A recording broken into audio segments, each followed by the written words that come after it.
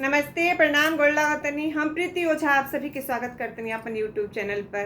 तो एगो बहुत ही मज़ेदार पति पत्नी के नोक झोंक वाला गीत लेके आयल बनी। आप सब लोग पूरा गीत जरूर सुनब जा और सुनला के बाद ज़्यादा से ज़्यादा ये गीत के शेयर करब जा। और आप सब लोग अपन प्यार और आशीर्वाद हमरा ऊपर ऐसे ही बनौले रखी जा और हमार वीडियो के ज़्यादा से ज़्यादा शेयर करी जा। बहुत बहुत धन्यवाद आप सबके। Thank you so much. चलिए गीत सुनल जाओ। देले बड़ा दर्दिया डरवा जाता ये राजा जी, देले बड़ा दर्दिया डरवा जाता ये राजा जी, ना तो फोर दे हबिलोलवा बतिया मानो ये राजा जी, ना तो फोर दे हबिलोलवा बतिया मानो ये राजा जी, देले बड़ा दर्दिया डरवा जाता ये राजा जी, देले बड़ा दर्दिया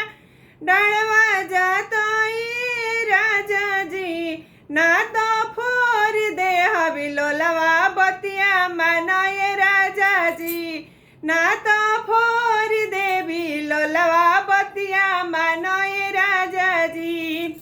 सूतल बाड़ी सासू जाके जगावाए राजा जी, सूतल बाड़ी सासू जाके जगावाए राजा जी, ना तो फोर दे हबिलोलवा बतिया मानो ये राजा जी, ना तो फोर दे हबिलोलवा बतिया मानो ये राजा जी, देले बड़ा दर्दिया डरवा जाता ये राजा जी, देले बड़ा दर्दिया डरवा जाता ये राजा जी,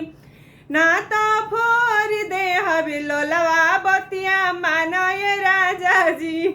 ना तो फोर दे बिलोलवा बतिया मानो ये राजा जी, अरे अलगा भैली गोतिनी जाके मनावाए राजा जी, अलगे बाड़ी गोतिनी जाके मनावाए राजा जी,